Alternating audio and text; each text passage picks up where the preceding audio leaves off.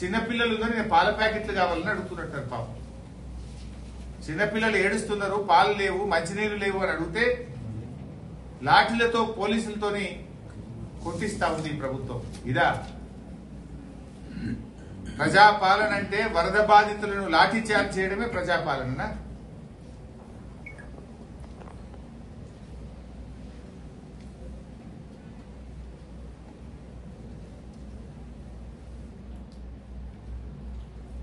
ఈ ప్రభుత్వం ఇలా పూర్తిగా ఫెయిల్ అయింది. ఇలా తుమ్మిళ్ళ లిఫ్ట్ మొత్తం నీట మునిగిపోయింది.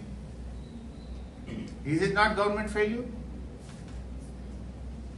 ఆనాడు కాళేశ్వరం పంప్ హౌస్ లోకి నీళ్లు వస్తే నానా గోల చేసినావు కదా, మరి ఇలా తుమ్మిళ్ళ లిఫ్ట్ ఇరిగేషన్ స్కీమ్ మొత్తం నీట మునిగిపోయింది.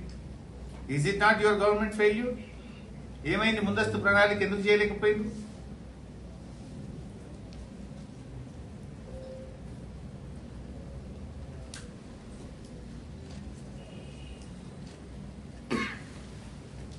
బీఆర్ఎస్ పార్టీ తరఫున కూడా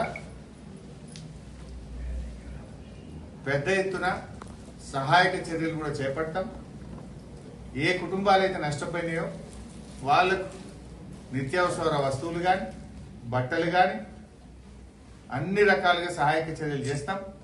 ఇవాళ మా మెదక్ జిల్లా నుంచి కూడా మేము ప్రజల నుంచి, పార్టీ నాయకులు, కార్యకర్తలను కూడా అందరం కూడా సమీకరించి తప్పకుండా ఇక్కడ నుంచి వాహనాల్లో అక్కడికి వస్తువులను నష్టపోయిన ఖమ్మం జిల్లా ప్రజలకు, మహబూబాద్ జిల్లా ప్రజలకు పంపించాలని చెప్పి కూడా నిర్ణయించినాం.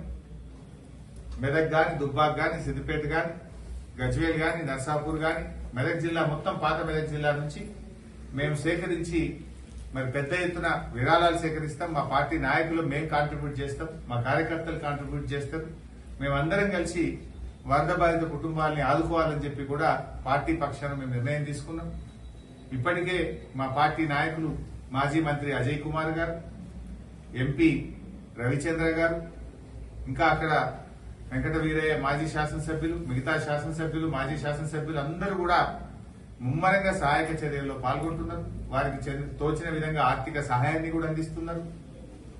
తప్పకుండా బీఆర్ఎస్ పార్టీ ఇతోధికంగా మా శాయశక్తుల వారికి సహాయ సహకారాలు అందిస్తాం. ఆ కుటుంబాలను కాపాడుకునే ప్రయత్నం చేస్తాం.